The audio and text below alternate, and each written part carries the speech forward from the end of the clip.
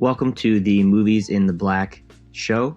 In this episode, we have filmmaker Steve Sensebaugh, co-owner of Everlasting Productions and co-director, producer of the feature film Everlasting Freedom, which we'll get to later in the podcast, talking about how they broke even with that film. It was a micro-budget film, and we'll talk about some of the lessons learned from that project and some of the other projects Steve has worked on. We also talk about freelancing, especially in a small community, and how that works out as far as pricing yourself and working with smaller businesses. I'm really excited with all of the positive feedback we've had so far.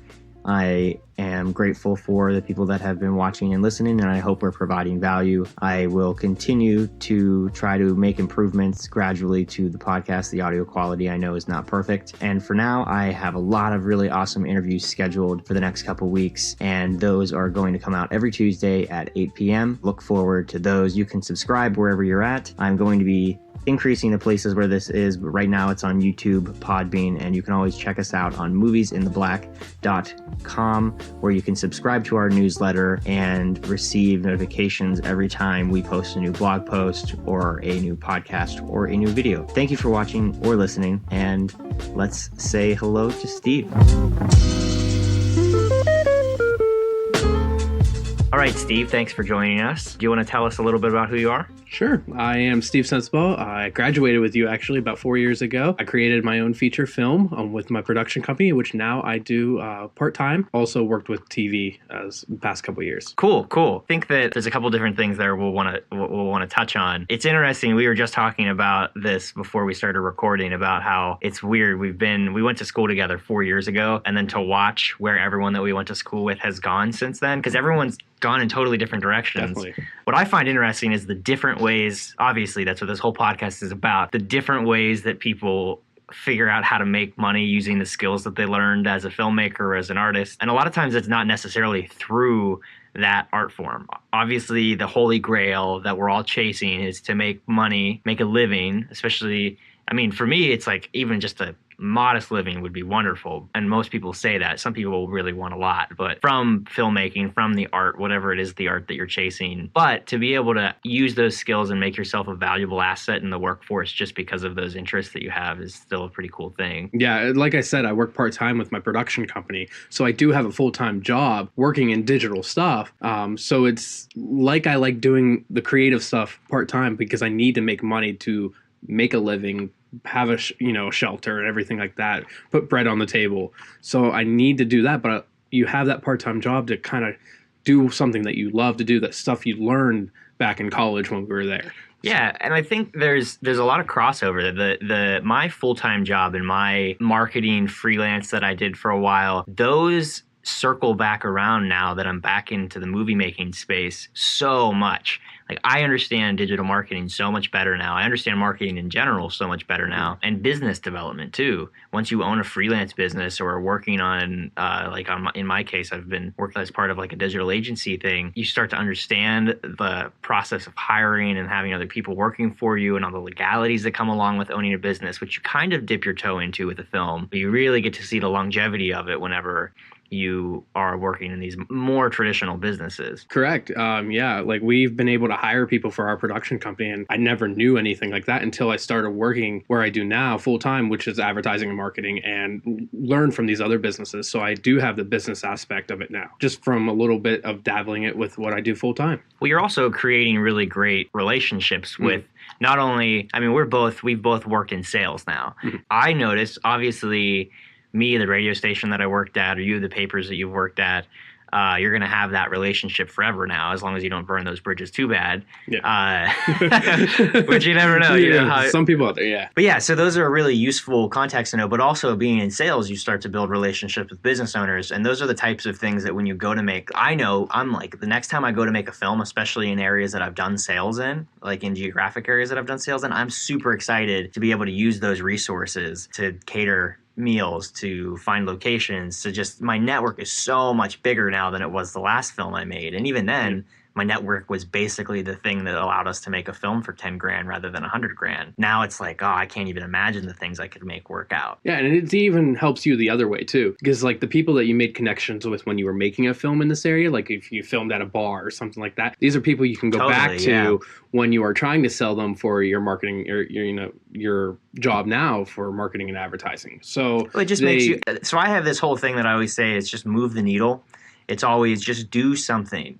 Whether I have a lot of trouble, I have a lot of different passions and business ideas and things that I want to do. And I've always been like that. I'm sure you've noticed I was like that in college too. It's just gotten worse, especially once you get money like from a job. Then it's like, well, I could do this, I could do this, I could do this. But the interesting thing is there's this tendency to think, well, if I don't focus on one thing, no one's going to take me seriously, because everyone says if you're a jack of all trades, you're a master of none, which to a degree is definitely true. But at the same time, if you're just doing something constantly, you're rubbing shoulders with people, you're showing people that you can finish things, you're showing people that you have all of these different talents. I can't tell you the number of people that have hired me to do their digital marketing because they saw my artwork or they saw a film of mine, or that has helped further that relationship, just openly talking about those things. It's what makes you different than the person that's just been selling paper ads their whole life, or radio ads, or even digital marketing. Exactly. I get a lot of people ask me to, if I can do social media, stuff like that, just because they see my business page. They're like, can you maintain my social media? And it's just like, well, it costs a price. I got to make a living, stuff like that. So there's a lot of different ways in this industry that we can grow. That's a hard thing to, and since you own your own production company, I'm interested to hear your thoughts on this. Pricing yourself, deciding like for something that it's so easy when it's a hard cost, right? When you have to rent equipment, you can build that in, and you can even, add a multiplier to it so that you're making a money off of that. Or if you're spending money on Facebook ads or something, I have my own ways, but how do you determine how much you charge for something that's just straight labor? It's difficult. You kind of go off your head, kind of look at how long you think it'll take. So basically you make it up. No, just yeah, you make it up. I mean, really at the end of the day, $5,000. You kind of start with that, and then you see, I know for me at least, that's kind of where you start with your best guess. You say, okay, this is probably going to take me 4 hours a month. What am I worth per hour? Plus you got to consider self-employment tax, all of that stuff. So you're looking at, for an even moderately okay price, $30 to $50 an hour. Exactly. And people often underestimate how long it takes to do those things like social media. I find a lot of times I'll tell people what it's going to, for websites specifically, I'll tell people what it'll cost for me to do their website, and they'll be like, that's way too much. And I'm like, it's a big project you're asking me to do, especially if it's an e-commerce site or something like that. And I'm like, I'm actually quoting you a much lower price than most other people will.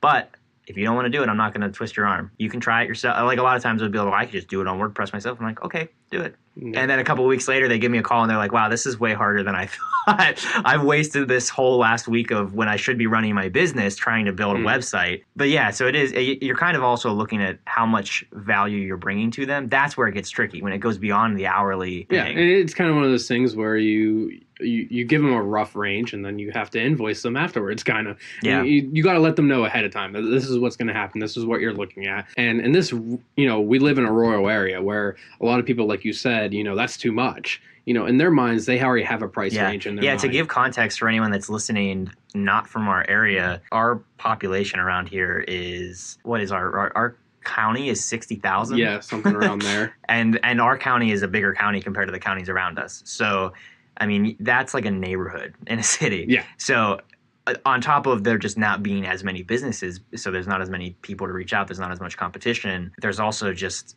not as much spending, the whole economic, we haven't really recovered from the economic downturn in this area. And we definitely feel that a lot when you're trying to help someone advertise themselves and promote themselves and compete online against businesses that have really recovered in the bigger cities. Exactly. And it's not just in website building, anything like that. We see it a lot, even in my business with weddings. People come up to me like, wow, your prices are expensive. Yeah. It takes a lot of work. You got a lot of equipment, the time, everything behind it. And people just don't have the money around this area. Weddings were the one thing that I never had trouble when I would ask people I would shoot a price and they would not even second guess it. That clearly I was undercharging, but I would be like $5,000 for a photo gig and they'd be like, yeah. I'm like, what? In the past year we've had, we charge a lot of different packages and prices, and we even have, a build your own package. Yeah, I like how you do that on your website. Which what's your website so that people can check this out? It is it's pretty everlastingproductionsllc.com. If you Google Everlasting Productions, I think it will should come up. Yeah. No, that's actually a really cool, for other freelancers or in other markets that want to check something like that out. That's a really good way to. Do you find that works well for you, or do you? It has. We see more. We do have other packages available, and we see more people use the build your own package because it accommodates to what they're liking, what their budget is. Because every project is unique, especially a wedding. Yep. That's so unique. And they can go in there and pick and choose different things. Some brides don't want to do the whole day. Some just want the ceremony filmed or something like that, or just want ceremony and reception filmed, the main parts. So it kind of accommodates to their budget in a way too, because some people are charging $2,000-$3,000 for an all-day package, and they don't want that.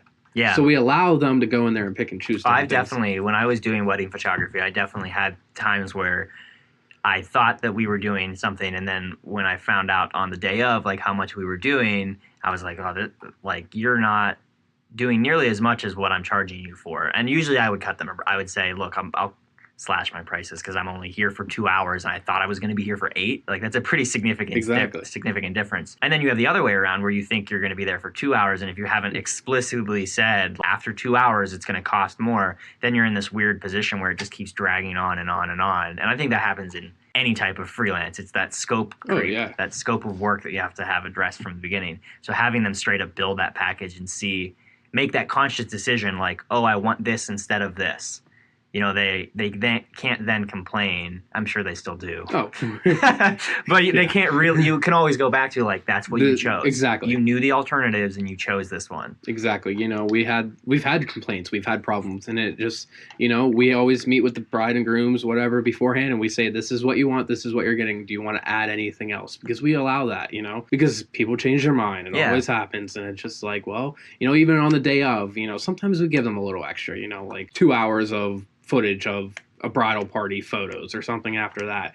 Give them a little extra because keep them happy. I'm going to stand around doing nothing anyways. So, right, yeah. Why not grow my talents and get some creative footage out of it? So, as you know, this podcast and this website and everything is mostly about filmmaking. I obviously really enjoy talking to people about other creative fields, and I think there's a lot that filmmakers can learn from those other things, how other artists are making a living. I really find it fascinating taking from painters and musicians because it's just a totally different thing. And if you can borrow business ideas and social media ideas from them, you can be doing different things than every other filmmaker. You made a feature film. How many years ago was that now? That was about 3 years ago. I think it was out in 2016, but we started in 2015. Do you want to tell me just about tell me a little bit about the size of that project? The film came about to be an hour-long feature film. It started out to be a crew of about 10, 12 people, but ended up being 3 at the end because this was all volunteer.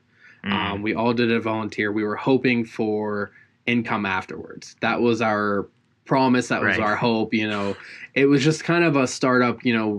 There was a couple people that were just out of college that were like, let's try this. And I was like, I'm ready to make a film. We created short films all together in college, a couple times afterwards. So we were like, let's go big.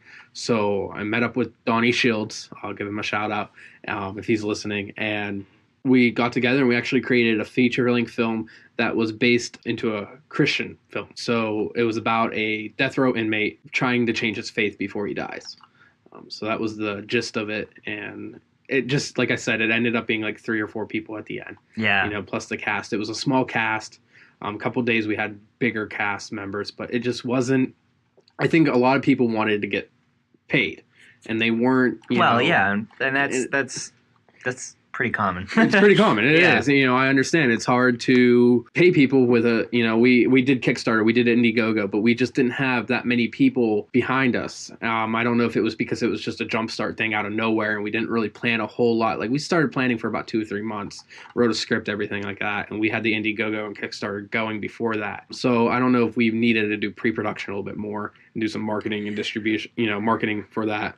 Well, and I've talked to you about this before. I think that, that's a huge part of what makes or breaks your films. And for that one specifically, I think that was where kind of things broke down for you. But I still give you credit. You finished it. Yeah. And that was the thing. We had 3 or 4 strong people that were determined to finish it. We weren't going to give up. We were still editing it till 4 o'clock in the night before we were going to show it the next day. All right. You know, we were dedicated to it. That was the thing. Why start it and not finish it? So what did your release like? How did you end up releasing it? Well, since it was a Christian film, we ended up releasing it into a local church. Did a premiere there, and then we ended up selling DVDs. We made about probably 100 copies, I'd say, of DVDs and sold some of them. We probably ended up selling at least 50, 60 of them at that premiere, and then we did orders online. We ended up doing another premiere in another county at another church. So did you do okay selling DVDs? Did you sell most of those? We sold most of those, yes. I'd say we probably sold about 80% of the 100. Yeah. We had a real hard time selling DVDs and Blu-rays, Blood on the Leaves. We obviously did really well with streaming, and we did okay with the theater screenings that we did. But wow, we really overestimated how many people would buy DVD. I think maybe because of the kind of focused faith-based audience that you had, that might have contributed to it. Yeah, because we did sell a lot of those at churches. Right. You know, we brought the DVDs, and I think a lot of it was just the support and stuff like that behind it that a lot of people wanted to buy. What made you want to do a faith-based film? I mean, besides the fact that obviously, like, that is clearly your faith. So me and my other writer, you know, the other writer is Christian as well. So we started with that, and we started thinking, what, you know, could we write? We wanted to write a story, and we were like thinking, okay, a Christian faith film. We saw some movies on TV and that were Christian based, and we thought this could go well especially if we release it to churches in this area. You know, there's how many churches in this area and people that want to show stuff. So there's this one local church that we went to, and we thought, you know, they're a big church in this area, Tri-County Church. Yeah, I figured that was. You know, we went to them, talked to them about, you know, maybe this is something they would be interested in doing and helping with us. And unfortunately, they were not at the time. So we still had the plan to go and think, you know, other churches would be interested in showing it or premiering it or being on board with donations. So we did get a lot of donations from churches. It's interesting because that I feel like there's like with Blood on the Leaves, we were going like the indie theater route. We were like, okay, we're making kind of an art house film. These indie theaters that are all over the place would love to show this type of film. We even made a database of, I think we had 200, 300 theaters on there that I made up before with all of their contact information, how much each of them charge and everything. And we thought that we could get in and do a bunch of 50-50 so that we didn't have a upfront cash invested. And boy, were we wrong. We had 0 of those theaters agree to do a 50-50 split with us. Most of them wouldn't even watch the film because we hadn't been in any film festivals. If we would have, they would have considered us, but it was a total miscalculation on like what type of support we'd get from the people we thought we were making the film for. I see that happen a lot, and it's just like you know, looking back, it's like, well, we just assumed a lot without actually asking. Yeah, you know, I remember the one day I took all day in Word, I wrote out a letter about our film and changed, you know, the address for every single church in probably a 50-mile radius, and we just sent everything out in the mail. You know, we put a self-addressed envelope, maybe they'll send us a donation of some sort, and we did get a couple back, not a whole lot. Right. A lot of it was random people just, you know, hearing about us, you know, at different workplaces of us, of the crew. You know, they were, you know, talking to people. I used to be a waiter, and I would talk to some of my customers about it, and they would be like, next time they come in, they'd give you like a $300, $400 check towards it. Yeah. So a lot of it was just networking the film, and that's how a lot of the, you know, money came in for it. I think that your idea of, and I don't want to make it sound like you're just doing something in the faith-based realm just because it could be profitable or it's a good business idea, because there's definitely, if you're not authentic about it, people will see that. Exactly. I'm not particularly religious, so if I try to make faith-based films, unless I was specifically in that realm of the people that are spiritual but not really religious, that I could probably play to that, because that would be authentic. But if I tried to play to like a Christian audience or even a Muslim audience or something, like, it would be so inauthentic. It would clearly be, I'm trying to get their money, right? Exactly. But it's different. There's a good friend of mine online. I've been friends with him for a long time, but he has this really great website called Filmmaker Freedom, and he's on this whole kick about identity filmmaking, about like, if you want and I always just talk about it as a niche, right? But I like the word identity because people really want to watch stuff and they want to consume stuff and they want to be part of stuff that's part of what they consider their identity. You know, the stories that they tell themselves about themselves.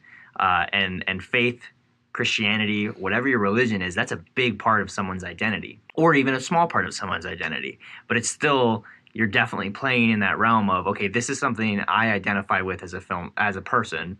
So how can I make films in that realm so that I can connect with other people that also identify as that? I think that part of your strategy was really smart, even if it was an accident. Honestly, the biggest thing that I think caught you guys up was that you tried to rush into it too quickly. You weren't really ready to make it when you started making it. Exactly, and that was the biggest part. We didn't have a budget really. We were hoping for a budget of 10,000, and probably ended up with 2,000. Yeah. Didn't have a budget to do much. Didn't have full crew we wanted. We had, like I said, it was all volunteer. Part of the thing with it being a death row inmate, we had to film at a prison. Well, really, it's hard to find a prison that will do it for free. Yeah. But there was an old prison that was owned by someone else that allowed us to do it for free there, which was awesome. So those were the things that you kind of had to cut back on. You weren't able to get. So you said you ended up raising about 2,000 of that 10,000. Where did most of that money go? Like, what did you? Food food was the biggest one.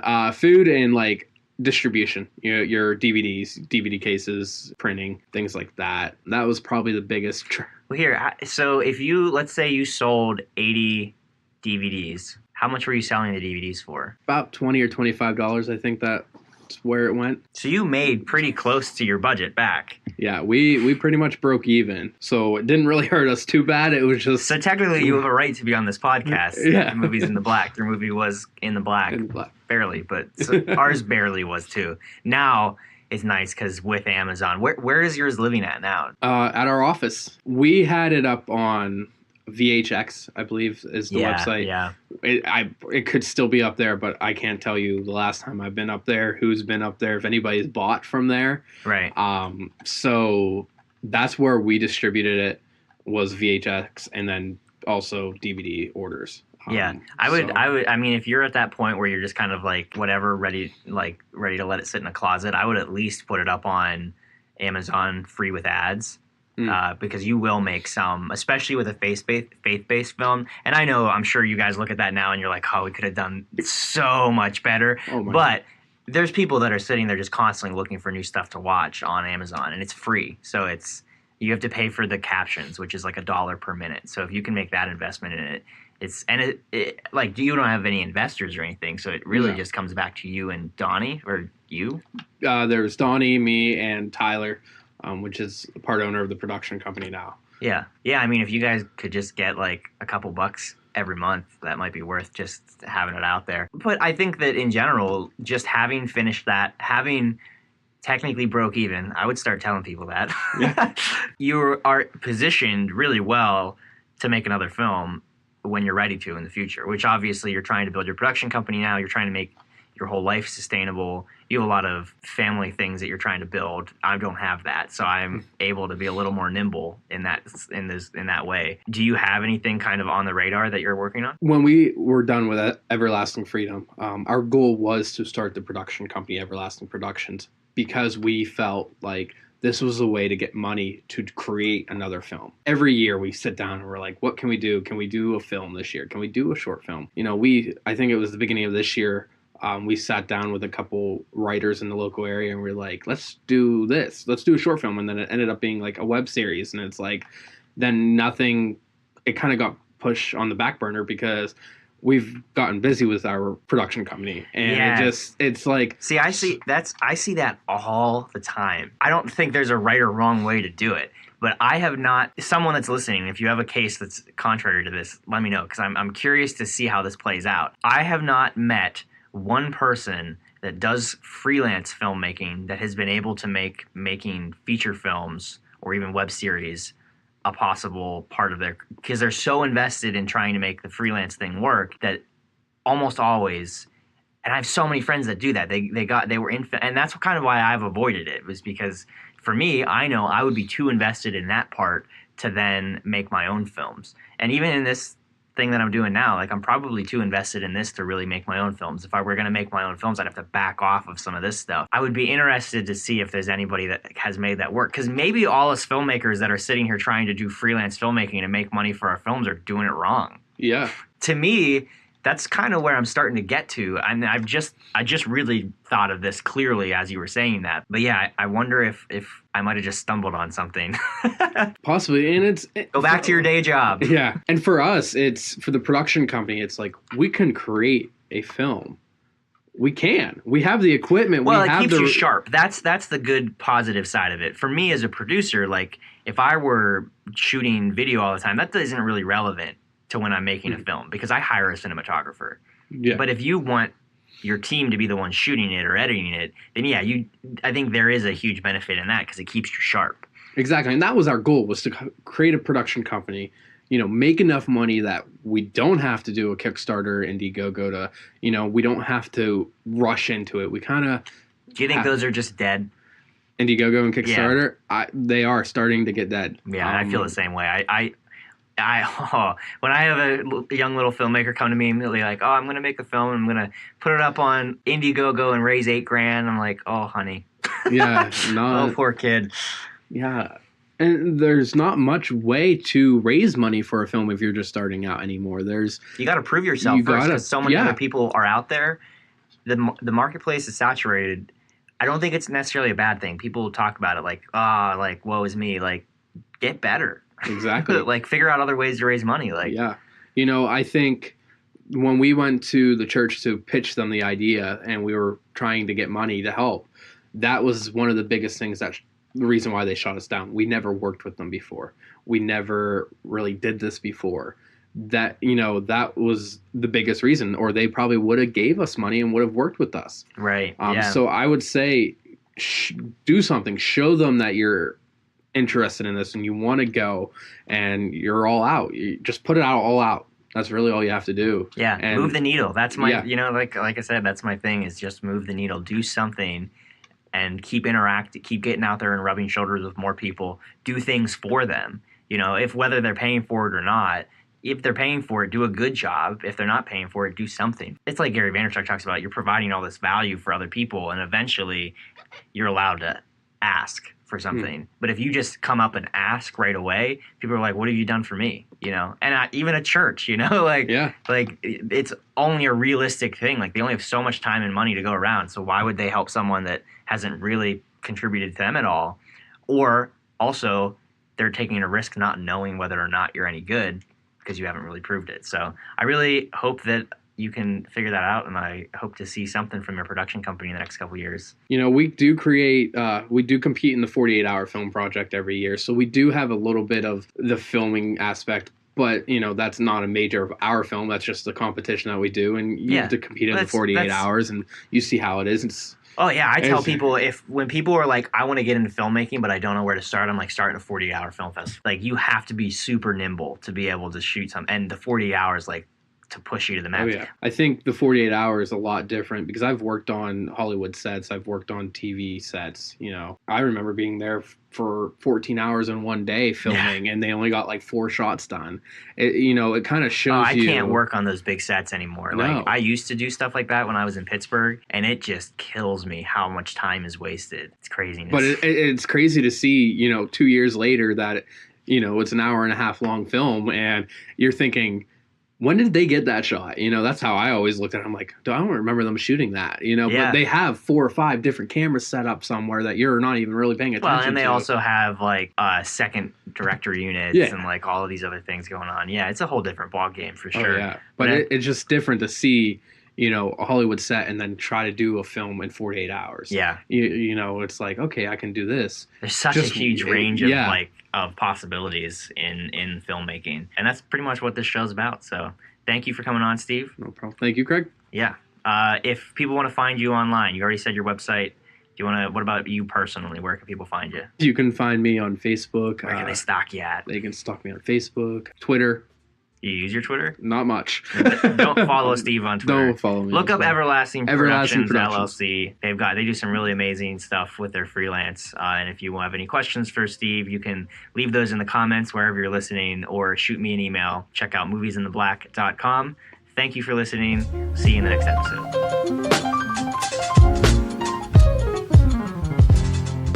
Thank you for watching the Movies in the Black podcast. Don't be afraid to comment, send us an email. I really focus on making content related to the questions I'm getting asked often. So if you feel like there's a certain type of content you're interested in, and what I mean by that really is there a certain area in producing that you are specifically curious about? I've been getting a lot of questions about fundraising, so I have an interview coming up specifically geared towards the way that we raised money for Blood on the Leaves. And I also am trying to get some more interviews for more traditional financing models and some other options too. So if you have any questions about raising money for films, please shoot those to me at an email at moviesintheblack@gmail.com, and I will try to fit those into that episode. Thank you again for listening.